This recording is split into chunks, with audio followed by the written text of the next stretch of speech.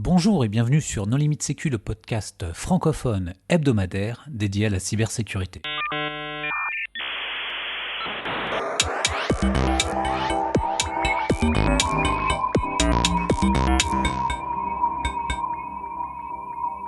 Alors aujourd'hui, nous allons parler des cyberpirates, corsaires et mercenaires avec Christophe Renard. Bonjour Christophe. Bonjour. Pour discuter avec lui, les contributeurs Non Limite Sécu sont Hervé Schauer. Bonjour. Marc-Antoine Ledieu. Bonjour. Vladimir Collat. Bonjour. Alors Christophe, en préambule, est-ce que tu voudrais bien te présenter ? Oui, je fais de la réponse à incident depuis 6 ans maintenant.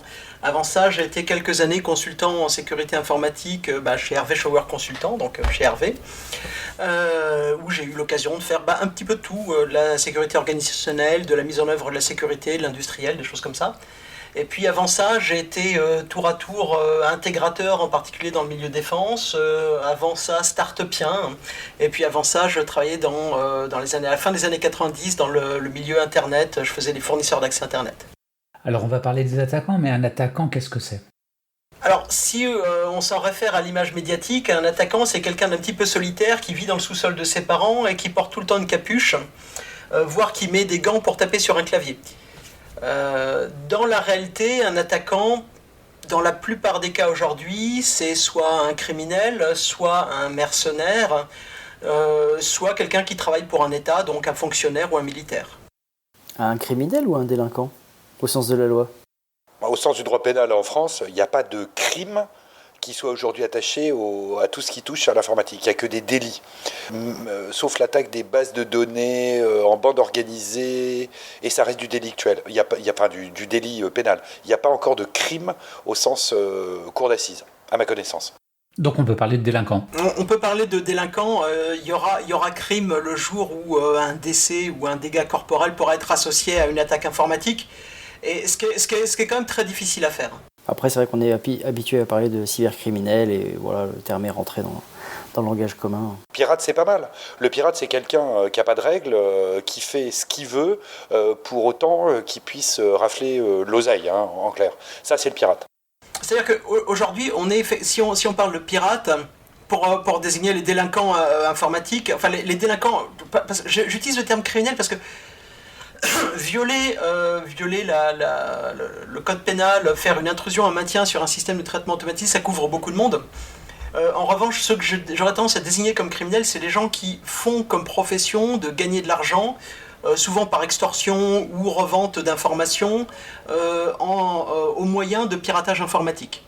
Donc effectivement, le terme n'est pas tellement rattaché au cadre pénal, où ils commettent assez rarement des crimes, en tout cas ça n'a pas été caractérisé en France, mais en revanche, où leur métier c'est de violer la loi et de voler de l'information et de perturber des systèmes d'information pour en tirer de l'argent. Non mais je te rassure, je vais arrêter de faire mon relou sur le moindre mot. Mais en fait, c'est important parce que il y a une idée un petit peu romantique et d'ailleurs qu'exploitent assez largement les gens qui font de la délinquance informatique, qui est le pirate avec sa liberté, une connotation de cœur sur la main, etc.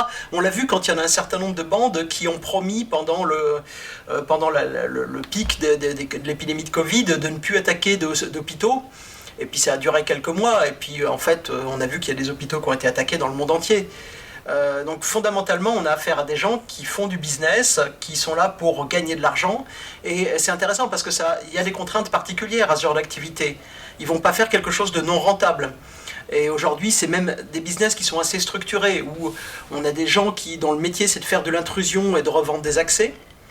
Souvent aujourd'hui qui soit font des grandes campagnes de mailing avec des choses comme Emotet ou Trickbot et qui vont obtenir des milliers d'accès dans des milliers d'organisations et qui ensuite vont les revendre à d'autres qui vont les exploiter. Ou soit, dès qu'il y a une vulnérabilité, aujourd'hui, dans les heures qui suivent la publication d'un code d'exploitation, bien avant que les défenseurs aient le temps de patcher, ils vont scanner tout IPv4. Ça prend...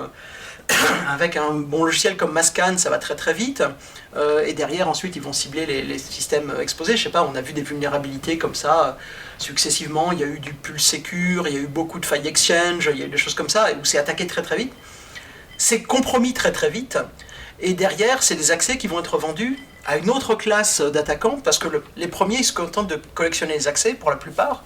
Ils vont le revendre à des gens qui vont exploiter ces accès, déployer un rançongiciel. Souvent, ils ne l'ont pas écrit, ils en sont concessionnaires. Et derrière, il y a des gens qui écrivent les malwares et qui peuvent ou pas fournir toute l'infrastructure et tous les services d'encaissement et de blanchiment de l'argent. Donc, on a des gens qui font du business. On a même vu des cas où il y avait des groupes d'attaquants qui, dans les codes de chiffrement, avaient mis des fonctions de supervision pour essayer de surveiller ce que faisaient leurs concessionnaires qui vont pirater et déployer le rançongiciel, de manière à s'assurer de leur rentabilité individuelle, pour leur donner ou pas des primes et des incitations à être plus performants.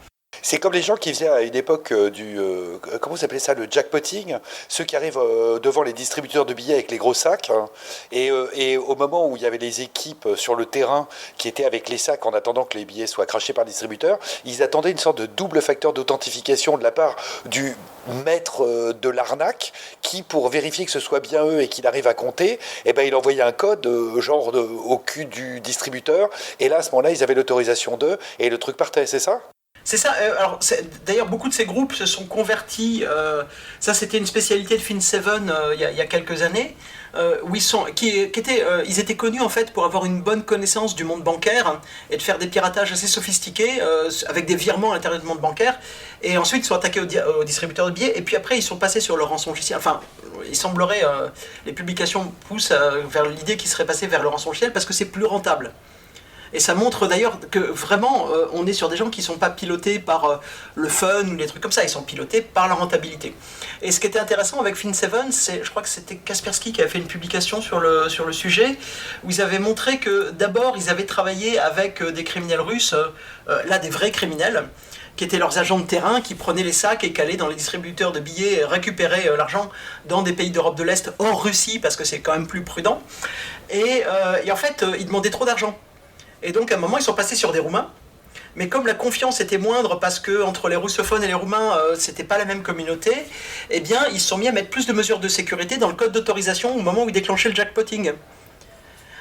Mais on a vraiment affaire effectivement à des choses qui sont structurées par des niveaux de relations de confiance, par de la rentabilité, par une recherche de l'efficacité. Alors, si on veut faire la distinction entre pirate et mercenaire, ou corsaire, hein, parce que le degré est assez moindre, en fait, le pirate, il agit pour son compte, et s'il y a, par exemple, un service de renseignement qu'on ne nommera pas, qui tout d'un coup leur tape sur l'épaule et leur dit « Écoutez, on sait à peu près ce que vous faites, mais on aurait besoin de vous pour une opération que nous, on est en train d'organiser », ça change radicalement de mode opératoire.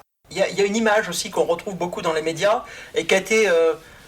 Je pense, servi mais mal par les leaks Conti qui ont lieu peu après l'invasion de l'Ukraine, où enfin Sainte Conti, qui était un groupe de délinquants informatiques, je garde délinquants, a fait scission parce qu'il y avait des pro-ukrainiens et des pro-russes dans le lot, et du coup il y a beaucoup de leurs échanges internes qui se retrouvaient sur Internet.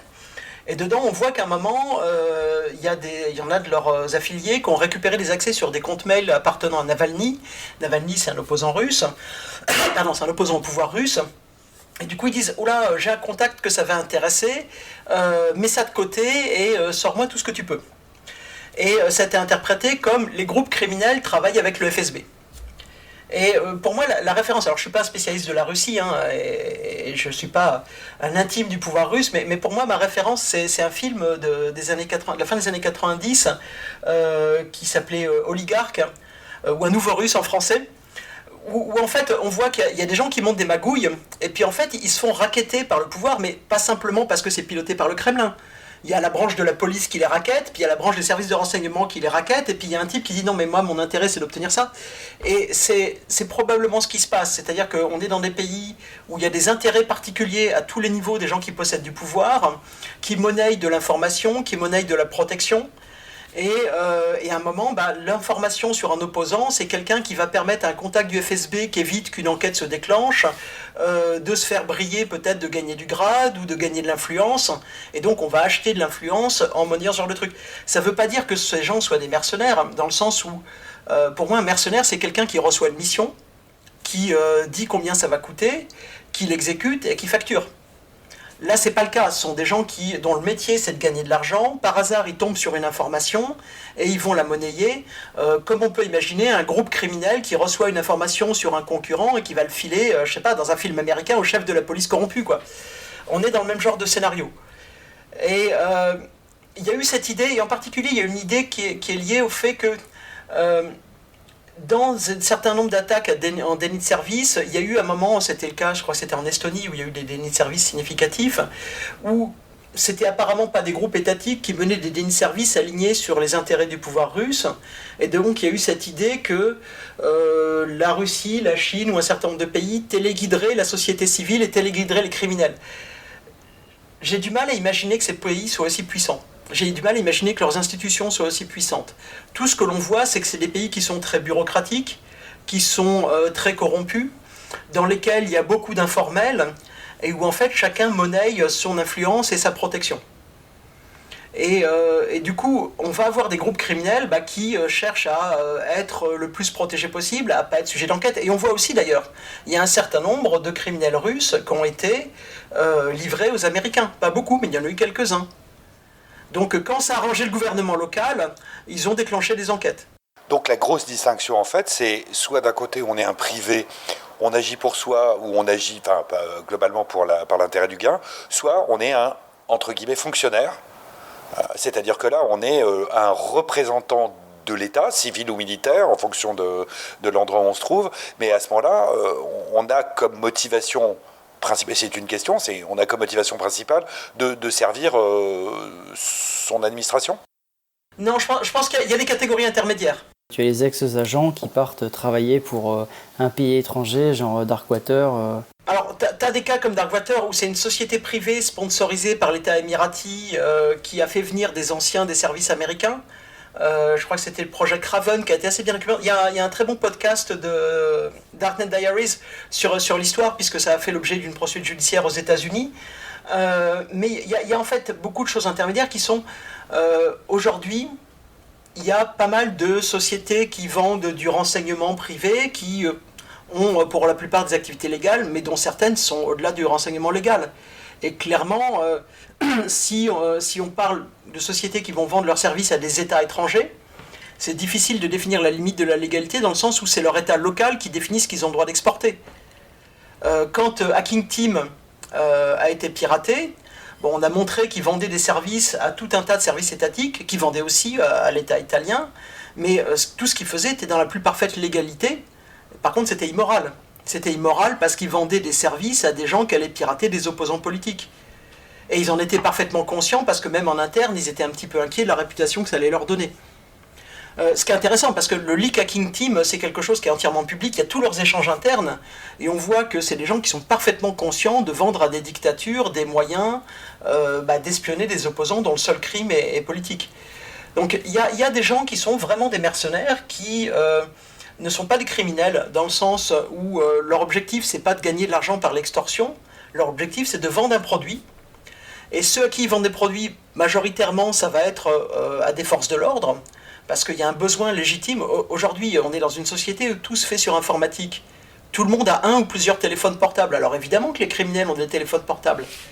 Et tous les pays n'ont pas développé des capacités que leur police ait une expertise pour examiner des téléphones portables, des ordinateurs, des choses comme ça. Conclusion, il y a un marché. Je ne veux pas porter de jugement moral sur ce marché. Personnellement, j'ai fait un article quand le Leak Hacking Team était sorti qui disait ce que j'en pense, à savoir que c'est immoral et les gens qui y participent font un choix délibéré de participer à la torture des opposants. Hein. Mais fondamentalement, c'est pas illégal dans la plupart des cas. C'est soumis à autorisation, mais les autorisations, elles sont délivrées. Dans le cas de Project Raven, c'est très intéressant, par exemple, parce qu'il y a le mercenaire qui a été créé, la société mercenaire qui a été créée aux Émirats, elle a été avec la bénédiction de l'État américain, apparemment. Simplement, les Émiratis ont choisi de cibler, en dehors de l'usage pour lequel ça a été présenté aux États-Unis, qui était un usage de contre-terrorisme, qui était de dire on a un besoin. Oui, l'État émirati évolue dans une région où il y a des vrais risques de terrorisme, où il y a des tensions internationales réelles, et donc c'est pas un risque qui est complètement fictif. Après, c'est un État qui a des problèmes avec la relation avec la loi et la démocratie. Bon. Mais fondamentalement, ça a été vendu pour faire du contre-terreau, et une fois sur place, les gens ont accepté de dériver petit à petit pour aller surveiller des gens qui étaient d'abord des concurrents étrangers politiques, donc de l'espionnage traditionnel, puis des opposants politiques nationaux, et donc on se retrouve là dans de l'oppression d'un État dictatorial. Et c'est intéressant parce que si on regarde ce qui a été publié sur le sujet, c'est un glissement qui a été fait progressivement. Peut-être que l'intention y était initialement, mais pour les gens, les Américains qui y ont participé, c'était pas évident au départ. Et ça, c'est des gens qui sont des mercenaires. Et c'est intéressant parce que les mercenaires, alors on peut avoir, là c'est un État riche qui paye la création d'un sous-traitant pour lui, mais c'est pas le cas de la plupart. Quand on prend une société comme NSO ou comme Hacking Team, c'est des gens qui développent du logiciel. Dans le cas de Hacking Team, c'est une société qui ne dépareraient pas dans le milieu de l'informatique. Ils vendent de l'audit, ils font du pentest, etc. Et puis ils ont des services offensifs, au départ vendus aux forces de l'ordre locales, puis ils ont trouvé un marché à l'export, ils ont fait des salons, et voilà quoi, ils ont vendu leur truc. Leur priorité, c'est la rentabilité. Et il y a des cas particuliers. Si vous voulez être rentable, on fait du logiciel, c'est de l'édition logicielle, même si c'est de l'offensif. Donc il faut qu'un logiciel soit utilisé par le plus de gens possible, une infrastructure soit utilisée par le plus de gens possible. Le problème, c'est que vos clients, souvent c'est des polices ou des services de renseignement du tiers-monde, où les mecs sont souvent des obsessionnels, pas forcément des très fins technologiquement, et ils vont avoir tendance à défoncer, on le voit dans les leaks Hacking Team, les gars sont contents une fois, ils le testent une deuxième fois, ils sont super contents, et après ils arrosent tous les opposants de la Terre. Et d'un coup, ils vous consomment 30 clients, enfin 30 victimes, et ça finit par se voir. Et si vous avez un client qui est super actif et qui fait un peu n'importe quoi et qui n'est pas très prudent, en fait, votre malware, il va être connu, votre infrastructure, elle va être connue, et du coup, il va cramer tous vos autres clients qui utilisent le même malware et la même infrastructure. Et donc, ils ont un équilibre difficile à trouver entre faire du sur-mesure qui coûte cher en développement, développer une infrastructure par client qui coûte cher en infrastructure, et rentabiliser leur activité où s'ils font que du sur-mesure, ils ne gagneront pas d'argent.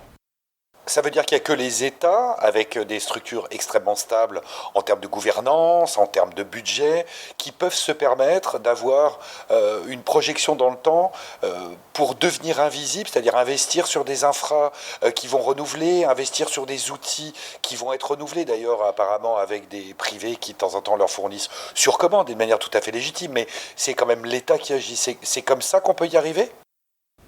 Alors d'abord, l'idée qu'un attaquant veuille être invisible, elle n'est pas forcément vraie.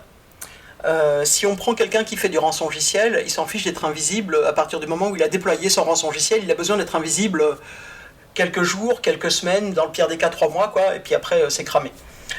Et aujourd'hui, si on réalise la taille des trésors de guerre de quelques groupes, je ne sais pas, celui qui est souvent cité, c'est Evil Corp, parce qu'il a été documenté par la justice britannique, avec les jolies photos de Lamborghini, avec des décorations camouflage mauve et jaune, ce qui prouve qu'on peut être très riche et avoir très mauvais goût. Qui prouve aussi qu'en Russie, la licence Adidas est toujours un succès, parce que être milliardaire et s'habiller en survêt Adidas, c'est quand même un peu triste. Mais globalement, ce que l'on voit, c'est qu'aujourd'hui, ils ont un trésor de guerre qui est en centaines de millions après blanchiment, sans doute, c'est difficile à estimer, et avec lequel ils font des investissements. C'est ce qu'on voit aussi dans les leaks Conti, c'est que c'est des gens qui ont des millions devant eux, qui font de l'investissement en développement, en R&D, en réflexion, en diversification potentielle, et c'est une entreprise, c'est une multinationale, c'est une grosse entreprise. Ils ont des milliers d'employés. Et ils ont des problèmes de recrutement. Et ils ont des problèmes de recrutement, et où on les voit, les discussions sur les fameux questionnaires d'embauche. Ils veulent des gens qui sont à la fois bons, mais qui parlent assez bien l'argot russe pour s'assurer que c'est pas un infiltré. Enfin, il y a plein de trucs rigolos. Mais finalement, leur problématique, c'est juste de pas se faire tracer jusqu'à la maison mère pour pas se faire saisir leur argent. La discrétion, ils s'en fichent un peu. Les mercenaires, ils ont besoin d'être assez discrets pour que leur infrastructure soit pas cramée au fur et à mesure, parce que en fait, quand ils se font voir, ils vont avoir Amnesty International qui va publier avec des consortiums de presse dans le monde entier ce qui s'est passé avec NSO, et ils se font cramer d'un coup 10, 20, 30 clients. Je suis pas sûr que ça leur fasse de la mauvaise publicité. Quand les leaks Hacking Team étaient sortis, je me suis dit qu'ils étaient morts. Hacking Team marche encore aujourd'hui. C'était il y a 10 ans bientôt. Donc ça marche quand même plutôt pas mal. même s'ils ont de la mauvaise publicité, mais ça leur coûte cher en renouvellement de logiciels et d'infrastructures. Le 0D qui était utilisé sur les iPhones, là, sur lequel Google Tag a fait une publication où tout le monde s'est ébahi de la sophistication, un truc comme ça, on n'en refait pas un en 2 semaines. C'est des mois et des mois de travail. Donc quand c'est cramé, pour en trouver un autre, ça va prendre du temps et ça va coûter de l'argent. Donc ce genre de choses, ils ont besoin de rester sous les radars assez longtemps pour rentabiliser l'investissement de développement et de R&D. Et pour un État, il est possible de se dire, oui, j'ai un besoin particulier de discrétion. En particulier, quand est-ce qu'un État va avoir besoin d'être discret ? Quand il dit qu'il ne fait pas de piratage. Quand il est en train de pirater des gens dont il dit qu'il n'est pas en train de les pirater. Typiquement, si on se fait prendre à pirater un allié, ça la fout mal. Si on promet la main sur le cœur qu'on arrêtera de pirater un État avec les chefs d'État qui se serrent la main et que 2 semaines plus tard on se fait gauler à pirater, ça présente mal. Et donc, il va y avoir des efforts. Mais il y a aussi ce qui a été rapporté par un certain nombre de boîtes qui font de la réponse incident, qui est je fais des attaques avec un attaquant d'un niveau de sophistication relativement bas, j'atteins mes objectifs, mais je me fais détecter, je me fais évincer. Et si je suis toujours intéressé par la victime, je vais revenir avec un niveau de sophistication plus important. Et en fait, ce qui va caractériser les niveaux d'attaque des États, c'est la capacité à varier dans le spectre de la sophistication du plus trivial au plus sophistiqué, mais aussi à le faire dans la durée. C'est-à-dire qu'aujourd'hui, une police ou un service de renseignement, c'est un truc qui va planifier sur une décennie. C'est pas un temps compatible avec les criminels. Et quel intérêt de se faire détecter et d'arriver avec des moyens qui ne sont pas sophistiqués ? L'économie de moyens. Il y a se faire détecter et se faire identifier, démasquer. C'est-à-dire que le problème, c'est que si tu mets trop de moyens, que tu as une attaque qui est vraiment hyper unique, qui est révolutionnaire techniquement parlant, on va vite savoir que, on sera vite capable d'attribuer l'attaque. Alors que si tu utilises des moyens génériques, pas très évolués, que même tu te reposes sur une première couche de cybercriminalité pour avoir un premier pied dans une entreprise et puis ensuite te propager avec d'autres moyens, là c'est un peu plus discret. En fait, ça va vraiment dépendre de ton objectif. Ce que l'on voit quand même, c'est que la plupart des cibles sont molles. C'est-à-dire que pour un attaquant qui fait de l'espionnage, qui prend son temps, qui n'a pas une urgence particulière, parce qu'il y a des cas où il y a clairement... c'est un cas, je crois que c'était Coca-Cola qui avait reporté quand il négociait pour le rachat d'une... Je crois que c'était une société de jus de fruits en Chine, qui s'était fait pirater pendant les négociations. Et là, on peut imaginer que les gens qui ont reçu l'ordre de pirater, ils avaient un ordre urgent pour récupérer les positions de négociation de Coca-Cola. Et dans ce cas-là, la discrétion, c'est secondaire par rapport au fait de récupérer l'information. En revanche, si vous êtes en train de voler des secrets fondamentaux, peut-être que c'est intéressant d'être discret pour que la partie d'en face ne le sache pas, ou au contraire, vous en fichez à partir du moment où vous avez récupéré les secrets.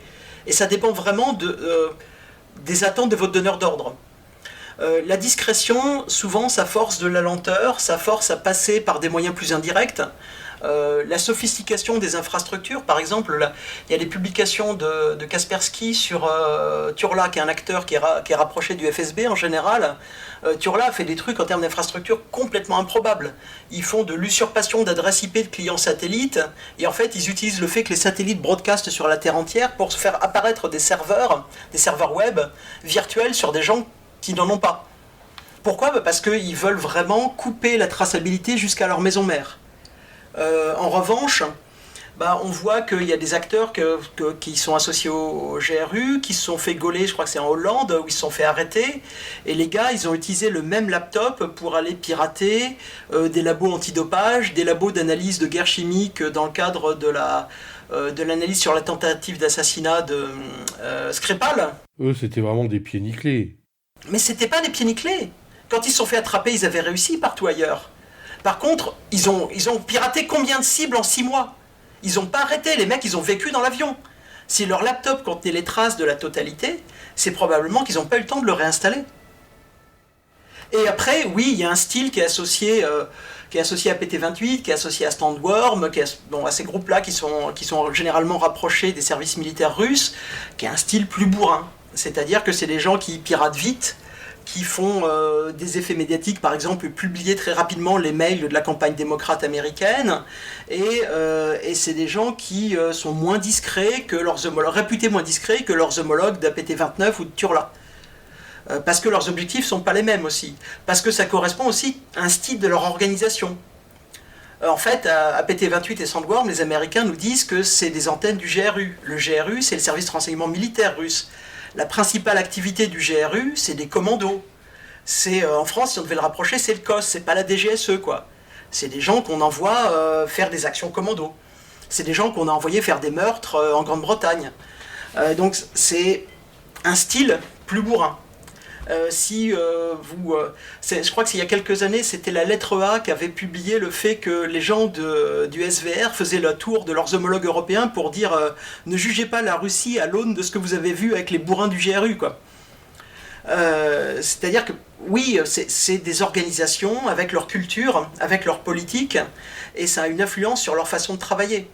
Ça a une influence aussi sur ce que leur demandent leurs donneurs d'ordre. Dans les dictatures, alors c'est le cas partout, hein, il y a des luttes de pouvoir entre les polices, les services de renseignement partout dans le monde pour avoir les faveurs du prince, mais dans les dictatures, on règne en faisant un équilibre entre les différentes forces, de manière à ce que personne ne soit capable d'usurper la place du prince. Et donc on va donner la faveur à l'un ou à l'autre, et celui qui sera à la mode aura les missions les plus sexy. Et ça se ressent. Et puis il faut imaginer aussi, la Russie, comme la Chine, sont des pays qui sont héritiers d'une bureaucratie, qui a été la bureaucratie mise en place sous des régimes communistes, qui sont des bureaucraties très lourdes. Si on lit un certain nombre d'analystes sur la Russie, on vous dit s'il y a vraiment une chose dans laquelle les Russes croient, c'est le processus administratif. Et on vous explique que les gens qui ne veulent pas se faire envoyer en Ukraine, en fait, ils font des appels administratifs sur des raisons d'irrégularité administrative. Et c'est parce que c'est des processus qui sont lourds et ça va avec leur culture de leur organisation. Et donc, quand on a un attaquant, il est inscrit dans cette culture. Tu soulèves un point qui est très intéressant, qui est la structuration interne des différents attaquants. Quand on est un attaquant étatique, a priori, et je dis bien a priori, on a une bureaucratie, des directions, des ordres qui tombent, tandis que quand on est un mercenaire, j'entends par là un criminel même mandaté par un État, on a quand même un problème de gestion de ces équipes, c'est qu'on n'a pas l'autorité hiérarchique, on n'a pas la bonne organisation. Je veux dire, en clair, il n'y a pas un DRH avec... Oui, ok, il y a des distributions de primes, si c'est à ça qu'on veut en venir, bien sûr, mais comment est-ce qu'on fait pour faire régner l'ordre dans une structure informelle qui est composée de pirates, en clair, là où quand on est une bureaucratie, je pense notamment à la Corée du Nord, mais à des tas d'autres pays, on sait que garde à vous, repos, on fera ce qu'il faut pendant éventuellement les horaires de bureau, ce qui permet certaines attributions, parce qu'on sait que 9h midi, 2h, 5h30, dans tel fuseau horaire, on sait que c'est bien eux, d'accord. Mais il y a quand même un problème de gestion de ces ressources humaines, de contrôle. Alors en fait, chez les délinquants, on voit que c'est un problème. Il y a Brian Krebs qui est quand même un commentateur très très réputé sur le sujet. Il a lancé sa carrière sur le fait qu'il y avait deux groupes de spammers et de vendeurs de trucs plus ou moins d'escroquerie qui se sont fait des attaques légales et judiciaires en Russie les uns que les autres, ou qui ont piraté le gars d'en face et qui leur ont leaké respectivement les données. Donc il a lancé sa carrière sur le fait qu'il y avait deux groupes criminels russes qui se faisaient concurrence et qui se sont leakés les informations. On le voit avec Conti, hein. Il y a une lutte idéologique interne et il y a quelqu'un qui leak la totalité des infos. C'est assez fréquent aussi sur des forums criminels qu'il y ait des luttes parce que quelqu'un n'a pas été payé, ou il n'est pas reconnu à la hauteur de ce qu'il voulait, ou on ne lui donne pas accès à ce qu'il voudrait, et il crache tout un tas d'informations. Les motivations humaines sont toujours les mêmes, et en fait quand il n'y a pas une organisation structurée avec des procédures, avec des habilitations, avec des sanctions, eh bien ça c'est plus chaotique. Et c'est pour ça qu'il y a beaucoup d'informations. Aujourd'hui, il y a plein de boîtes de fret Intel dont le beurre est fait de passer leur vie, de payer des russophones, des sinophones et des romanophones à rester toute leur vie sur des forums et attendre que les criminels s'engueulent et récupérer les informations quand ils s'engueulent ou quand ils friment, parce qu'ils friment. Et puis, dans le monde criminel, en fait, ça marche à la cooptation. Donc j'ai travaillé avec quelqu'un, il dit du bien de moi, je vais être invité pour le truc suivant, je vais être invité sur un forum. Contrairement à ce que pensent beaucoup de médias, c'est pas des forums qui sont sur le darknet, c'est juste des serveurs qui sont sur internet, qui sont hébergés chez des hébergeurs complaisants. Et du coup, c'est assez facile pour plein de boîtes de fret Intel de créer des faux comptes et d'aller dessus et de noter ce que se disent les criminels entre eux. Et alors le problème, c'est que y a de la vantardise dans le lot, donc les gars racontent un petit peu n'importe quoi pour se faire valoir aussi de temps en temps. Mais globalement, le milieu délinquant est pas très étanche. Du moins, celui qu'on connaît n'est pas très étanche. Le milieu des mercenaires, c'est simple. Hein. Si vous leakez de l'information, vous n'avez plus de clients. Et comme c'est quand même une activité qui est probablement très rentable, en tout cas qui pour Hacking Team était très rentable, et il n'y a pas de raison de penser que les prix aient diminué, plutôt augmenté je pense, c'est quelque chose qui va vous faire passer de je gagne plusieurs dizaines de milliers d'euros par mois ou plusieurs centaines de milliers d'euros par mois à je vais aller chercher du boulot. Donc ça c'est relativement rapide. Et après, dans le milieu gouvernemental, c'est simple, hein, c'est du secret défense classifié dans les différents pays, c'est la justice, et puis dans les pays démocratiques, on le voit avec la condamnation de celui qui avait fait les leaks de Vault 7, hein, Vault 7, Vault 8, il a pris des années de prison. Dans les pays qui sont un petit peu moins démocratiques, j'imagine que c'est des cas où on disparaît de la circulation. Donc il y a une forme de discipline. Et c'est vrai que là aussi, quand on imagine que des États pourraient mobiliser les criminels pour faire des actions sensibles, ça doit arriver de temps en temps, j'imagine. Mais en pratique, le fait que les criminels ne soient pas aussi disciplinés, qu'ils soient poreux, qu'ils soient multinationaux, fait que c'est assez moyennement tentant pour une action discrète. D'autant que, quand même, il y a des actions qui sont documentées, qui durent des années et des années. Il y a des actions, des compromissions d'espionnage qui durent près d'une décennie sur une cible. Les informations qu'on a aujourd'hui sur la compromission de Nortel, c'est qu'ils ont probablement été compromis pendant 10 ans. Des mercenaires à payer pendant 10 ans, c'est cher. Des criminels à payer pendant 10 ans pour pirater une cible, pour en extraire des informations, ils vont vous leaker l'information avant la 2e année. Donc c'est des fonctionnaires et des militaires. Et après, il y a des questions qui se posent plutôt sur l'appel au privé pour assister des entreprises privées qui feraient de l'offensive pour assister les États. Et ça, c'est beaucoup moins bien documenté. Il y a un certain nombre de publications américaines qui disent que les Chinois font appel à des sociétés privées pour faire des actions d'espionnage au profit des organismes de renseignement chinois qui viennent compléter l'action des fonctionnaires. C'est quand même assez difficile les Américains, en fait, documentent leurs investigations par le fait qu'ils font de l'action. Il y a aussi un certain nombre de sources de leaks, intrusion leak ou des choses comme ça, dont on ne sait pas exactement qui sont les auteurs, mais qui donnent des biographies d'acteurs de l'intrusion, qui tendraient à dire qu'en Chine, effectivement, on trouve des sociétés privées de sécurité informatique. Il y aurait un écosystème de la sécurité informatique en Chine qui vendrait des services offensifs à l'État chinois sur des actions d'intrusion, de renseignement. En Chine, je pense que c'est sans doute le pays le plus complexe, puisque en Chine, tout est redondé. Je veux dire, ils sont tellement nombreux, ils peuvent se le permettre. Donc entre le Parti communiste, le niveau fédéral, si je puis dire, les États régionaux, chaque ministère qui a son propre service de renseignement, en fait, on a une redondance d'acteurs qui est absolument illisible pour l'occidental. Tu as la même chose dans d'autres pays comme en Inde ou dans pays de l'Occident. Tu as la même chose où tu as les entreprises du privé qui sont mandatées par... Non, en France, t'as pas 50 fois la même chose en France. Non, pas 50 fois, mais c'est-à-dire que tu as les pays de l'Occident qui ont aussi des entreprises du privé qui font des opérations ou partiellement ou qui développent les outils pour les agences gouvernementales. Alors après, c'est vrai que dans l'Occident, c'est plutôt l'opérateur en général, il est plutôt côté agence. Mais tout le kit, tout l'outillage, les vulnes, généralement, elles sont souvent développées par des entreprises du privé, aux États-Unis comme ailleurs. Il y a un marché mondial des vulnérabilités. En Chine, on ne peut plus exporter de vulnérabilités depuis quelques années maintenant. Il est très probable qu'effectivement, l'étatique sous-traite dans à peu près tous les pays du monde le développement d'outils.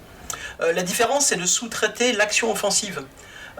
Et pour plein de raisons, et en particulier parce que ça se rapproche du monopole de la violence, le fait de faire une action offensive dans la plupart des pays occidentaux, j'imagine pas que ce soit sous-traité au privé.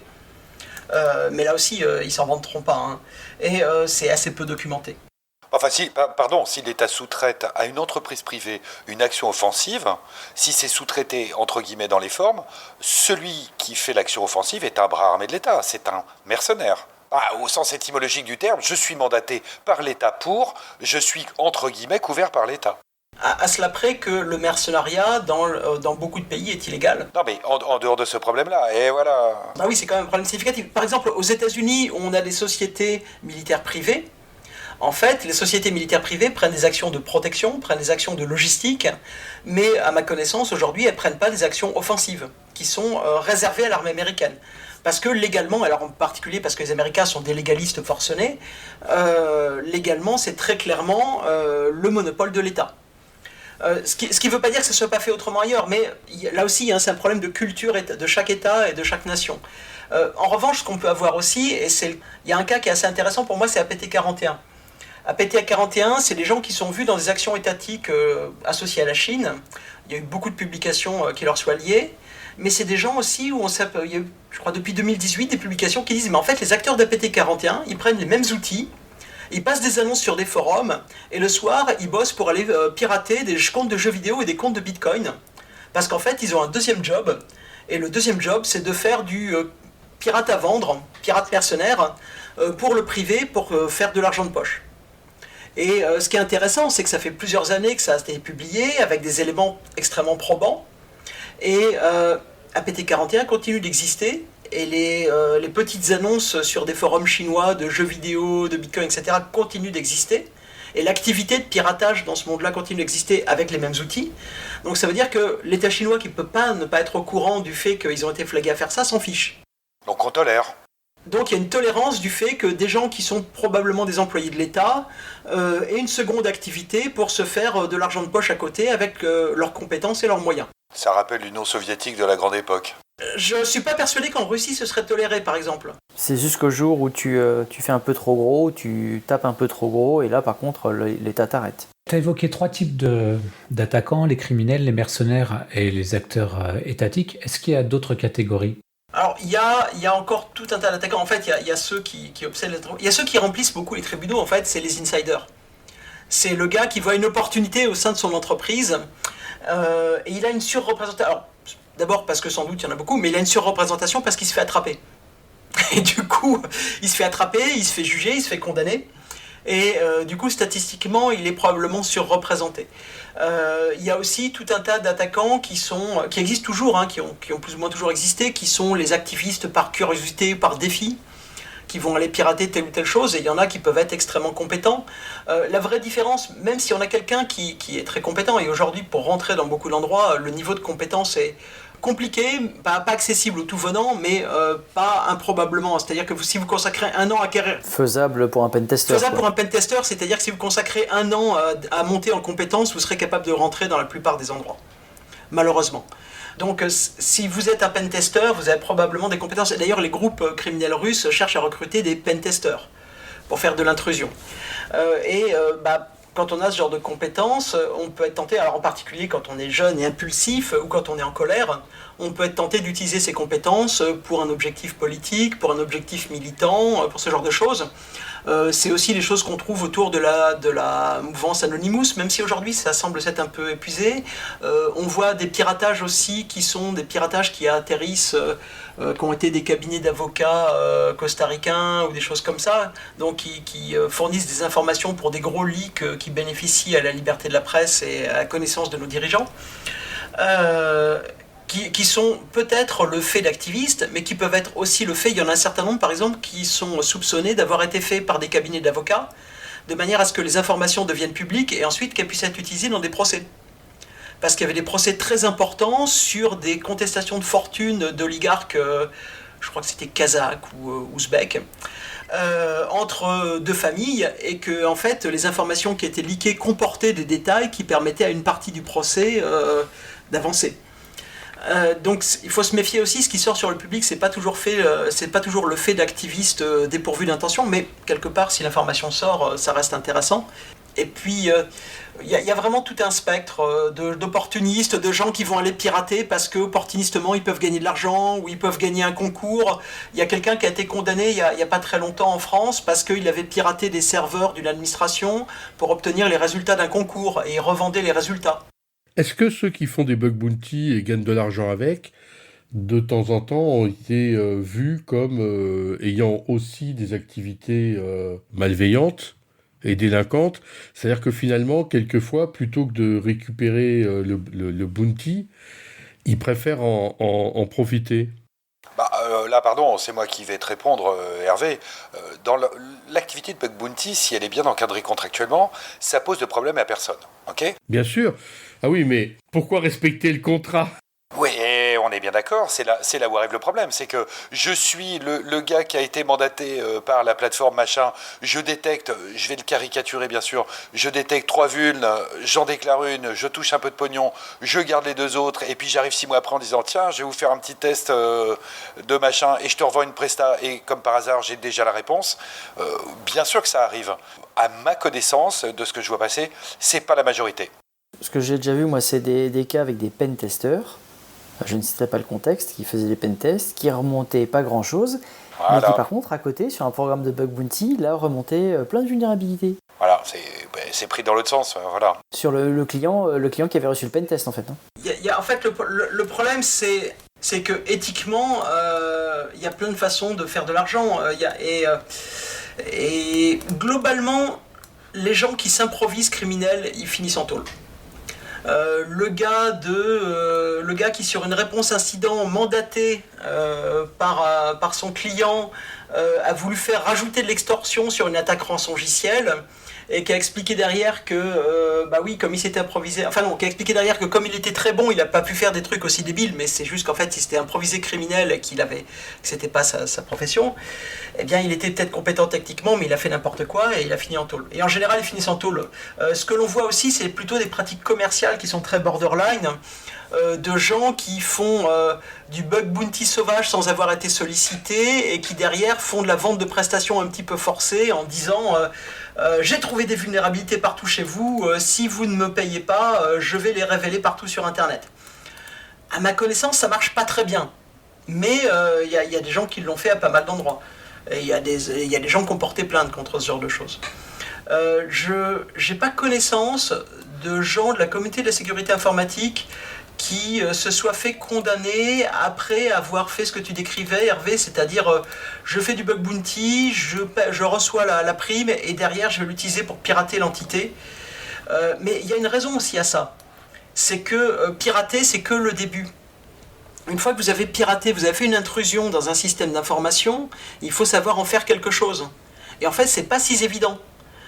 On le voit sur l'espionnage. Imaginez que vous espionnez, on vous demande d'aller espionner au Sri Lanka. Donc, vous êtes pentester, vous faites une intrusion sur une entreprise sri-lankaise.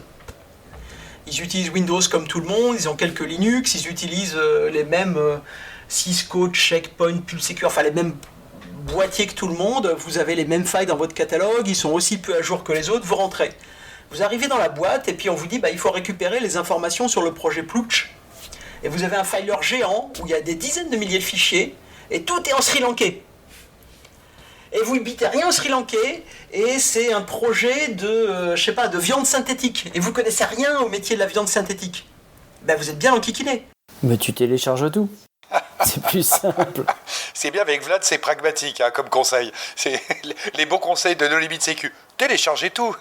Mais oui, moi je fais simple. En pratique, si on veut faire de l'espionnage efficacement pour un attaquant, eh bien, il faut combiner dans une équipe des gens qui sont capables de faire de l'intrusion, des gens qui sont capables de se latéraliser et d'explorer correctement, et c'est-à-dire probablement de parler la langue de la cible, et des gens qui connaissent le métier sur le domaine où on veut espionner. Alors que le rançongiciel, ça ne nécessite pas ça, ça permet de tout défoncer. Enfin, trouver quelqu'un qui parle une langue locale dans une ville internationale comme Paris, ça se fait facilement. Et le métier, c'est plus compliqué. Lui faire confiance, ça c'est beaucoup plus compliqué. Ouais, c'est ça, va lui expliquer, voilà, je vais te montrer des écrans avec du code. Enfin, c'est compliqué quand même. La personne devient complice, elle te connaît en plus, elle sait ce que tu fais. Dès que tu veux faire de l'espionnage, et donc tu t'inscris sur le temps et que tu cherches quelque chose de précis, là tu peux pas déléguer à du privé. Ok, ça veut dire que tu es obligé de t'inscrire dans le temps, d'avoir une vraie organisation pour faire dans le sérieux. Ça peut se déléguer à du privé, mais en fait, il faut que le privé ait les compétences. Et typiquement, si on a des boîtes de veille scientifique ou de ce genre de choses, en fait, ce qu'ils vont faire, c'est qu'ils vont constituer une équipe avec des spécialistes du domaine. Ils vont prendre un ingénieur chimiste, ils vont prendre quelqu'un qui parle sri-lankais, ils vont prendre un spécialiste de la viande synthétique, et puis ils vont lui mettre 2 pentesters et ils vont faire leur intrusion. Mais ça nécessite une équipe. Et puis si on doit le maintenir sur la durée, il faut que les gens se relèvent, parce que les gens partent en vacances, et il faut maintenir l'infrastructure. Et puis il y a une mise à jour du système d'information en face, et les implants ils ont été wipés, et il faut tout réinstaller. Et donc, en fait, ce que l'on voit, c'est que pour un pentester, rentrer dans un système d'information, c'est relativement facile. Par contre, faire de l'espionnage sur la durée, ça nécessite des équipes, ça nécessite du travail. Et puis, si on connaît le cycle du renseignement, en fait, il y a la commande, il y a l'identification des cibles, l'acquisition du renseignement, l'analyse et la dissémination. Et analyser et disséminer, ça requiert des compétences particulières. Et c'est pas donné à tout le monde. Alors avec le rançongiciel, les criminels ont trouvé un moyen qui est relativement simple, parce qu'on peut casser n'importe quelle entreprise, et globalement, la plupart des entreprises supportent pas d'avoir leur système d'information effacé ou une interruption de service un peu trop longue. Il n'y a pas besoin de connaître le business. Bon, évidemment, si vous interrompez des services du médical, c'est probablement plus critique que si vous interrompez le service d'un truc qui est moins contraint dans le temps. Mais globalement, c'est ça. Mais on le voit par exemple avec les criminels aujourd'hui qui essayent de faire de l'extorsion avec du leak. Eh bien, c'est compliqué de trouver la bonne information à leaker. Et il y a plein de fois où ils ont leaké des informations sur des entreprises qui, derrière, ont communiqué en disant « on s'en fiche, quoi ».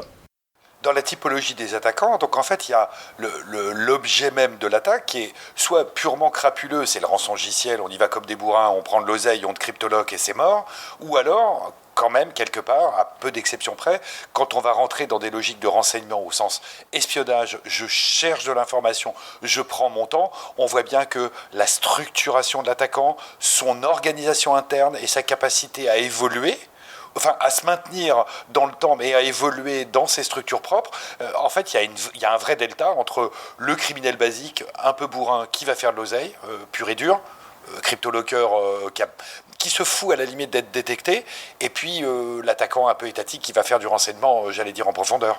Il y a tout un spectre, et fondamentalement, ce qui va changer, c'est qu'est-ce qui est attendu de l'attaquant, quel est l'objectif de l'attaque, et quels sont les moyens. Et en fait, il faut vraiment raisonner sur une attaque, sur se demander quel était l'objectif, et pas simplement est-ce que quelqu'un est rentré ou pas. C'est le fameux EFR. C'est l'effet recherché.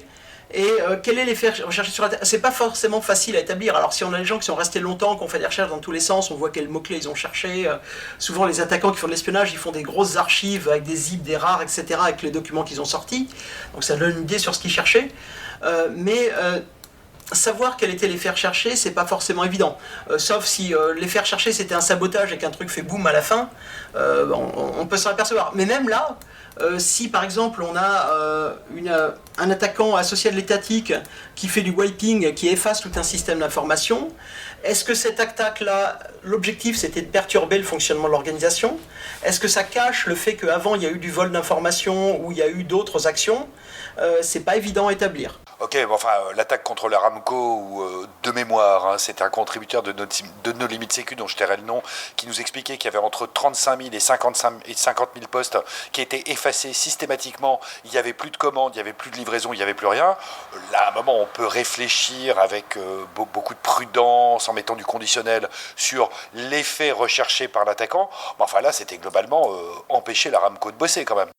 Le Shamoun, ce dont tu parles, c'était une attaque qui est extrêmement probablement s'inscrit dans les tensions entre l'Iran et l'Arabie Saoudite, qui s'inscrit aussi pour l'Iran dans l'après Stuxnet, où ils ont subi des attaques informatiques, où ils n'ont pas subi que Stuxnet, hein. Il y a eu Stuxnet, il y a eu Flame, il y en a eu d'autres, et où c'était une forme de réaction contre les alliés. C'est-à-dire que pour l'Iran, il y a un bloc relativement cohérent entre les Occidentaux et les monarchies sunnites du Golfe, et donc s'attaquer à l'Aramco, qui est la première société pétrolière au monde, c'était une façon de réagir aussi contre l'Occident. Ok, et quand on voit plus récemment l'attaque contre Katsat, hein, on était le 25-26 février 2022, là on peut me raconter ce qu'on veut, là l'attaque elle est suffisamment claire dans son effet recherché, que ça ait marché ou pas, ça c'est un autre débat, mais... Tu parles d'effet recherché, t'as pas l'impression que c'est un peu exagéré ? Aramco, ça leur a coûté quoi ? Ils ont racheté 30 000 disques durs, c'était terminé. J'exagère un peu, mais... Ah non, Aramco, ils ont eu 3 semaines d'interruption complète. Ouais, mais c'est quoi 3 semaines Kassat 3 semaines quand t'es le premier producteur de pétrole au monde. 3 semaines de pétrole, putain, mais c'est en minutes, à chaque minute. Non mais ok, mais je veux dire, c'est pas une usine qui explose, l'entreprise n'est pas morte... Pareil, Kassat, toutes les attaques ont été faites en Ukraine ces dernières semaines au final. Aramco n'est pas morte parce que c'est l'entreprise la plus riche du monde. Bah oui. Si ça avait été autre chose que Aramco, enfin justement tu dis Aramco, aujourd'hui c'est bien documenté, à l'époque c'était passé sous le radar, Aramco a racheté tellement de disques durs qu'ils ont créé une crise de disponibilité du disque dur à l'échelle mondiale. On n'en trouvait plus à l'achat. Si, il est extrêmement probable que l'État saoudien ait déstocké des stocks stratégiques, parce qu'il n'y avait plus de système d'information pendant 3 semaines à Aramco. Donc pour remplir les bateaux, je pense que pendant plusieurs semaines, il y a des gens qui sont pointés avec des tankers vides, ils disaient n'importe quoi, ils allaient être remplis. En fait, si la gravité de l'incident sur Aramco avait été connue, on aurait probablement eu une crise mondiale sur le pétrole.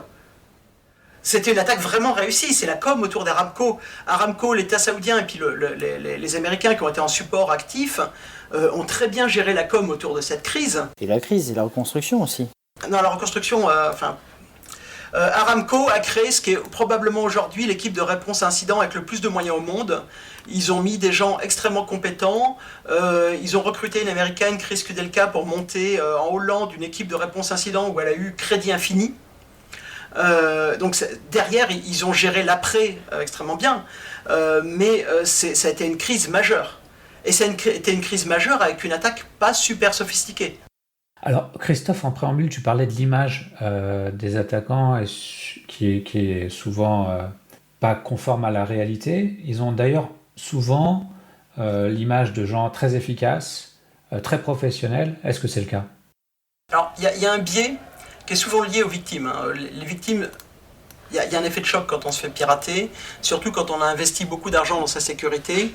Et inévitablement, on a tendance à penser que si quelqu'un a réussi à rentrer dans votre système d'information alors que vous avez claqué des millions en antivirus, en XDR, etc., c'est probablement un ninja capable de marcher la tête en bas. Dans la réalité, c'est rarement le cas. Mais surtout, dans la réalité, il faut imaginer que quand il y a des piratages qui durent des mois ou des années, eh bien, maintenir la prudence sur des mois ou des années, c'est difficile.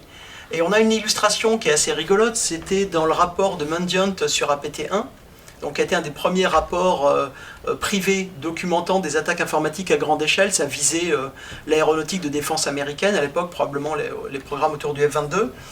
Et c'est associé à l'État chinois. Et une des façons dont ils ont identifié un attaquant, c'est que le gars utilisait son serveur d'attaque qui a été saisi par l'État américain pour mener ses attaques sur les institutions américaines, mais aussi pour surfer, pour contourner le filtrage du grand firewall chinois. Et donc pour aller sur Facebook, et il draguait sur Facebook avec son nom depuis le serveur d'attaque.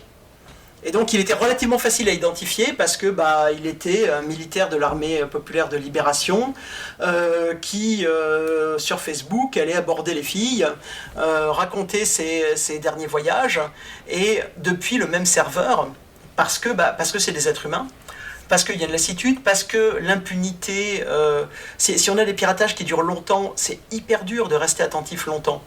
Et donc on finit par laisser tomber. Et puis parce que pour les défenseurs, une trace qui est partie, eh bien, elle est quasiment irrécupérable. Il y a un exemple aussi de Sabou qui était dans la mouvance Anonymous, qui était quelqu'un de très prudent, qui se connectait sur les serveurs Anonymous en passant par Tor systématiquement, qui avait configuré un routeur chez lui pour monter Tor comme sortie par défaut.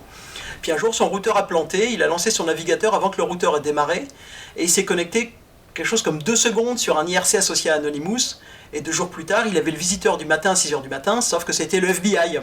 Pourquoi ? Parce que le serveur IRC avait été identifié depuis longtemps, ils étaient en écoute et ils attendaient une défaillance de l'attaquant.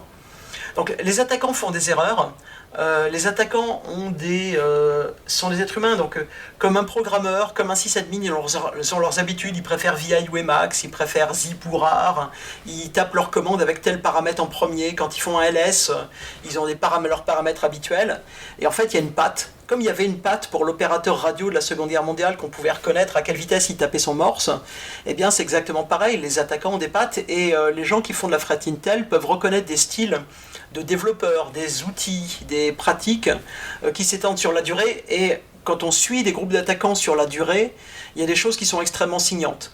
Sur une attaque donnée, c'est pas forcément évident, mais les gens qui font de la threat intel, qui regardent sur la durée les groupes d'attaquants, voient leurs habitudes, leurs outils préférés, leur façon de travailler, et ça sur la durée c'est très très dur à simuler, ce qui aussi va à l'encontre d'une autre idée que le false flag serait extrêmement fréquent. Il y a certainement des false flags, mais faire des false flags sur des campagnes qui touchent des dizaines de victimes, c'est quasiment impossible. Ok, ça me semble être une bonne conclusion, mais peut-être que tu souhaiterais ajouter un autre mot de la fin. Non, ça me paraît bien si les auditeurs peuvent ressortir avec l'idée d'aller relire tout un tas de rapports, parce que tout ce qu'on a cité, c'est des sources publiques. Allez lire les textes du département de la justice, les indictments, qui sont publiés fréquemment. Il y a plein de détails croustillants dedans, assez rigolos, même si c'est écrit de façon aride. Allez lire les rapports des éditeurs de threat intel ou de boîtes d'antivirus. Il y a plein d'informations, et vous verrez que la perception qu'on en a, qui est liée à des séries télé ou à des films, elle est assez décalée par rapport à la réalité, mais que la réalité est quand même passionnante, même si elle est très différente des stéréotypes. Bon, merci beaucoup d'avoir accepté notre invitation. Merci aux contributeurs. Chers auditeurs, nous espérons que cet épisode vous aura intéressé. Nous vous donnons rendez-vous la semaine prochaine pour un nouveau podcast. Au revoir. Au revoir. Au revoir.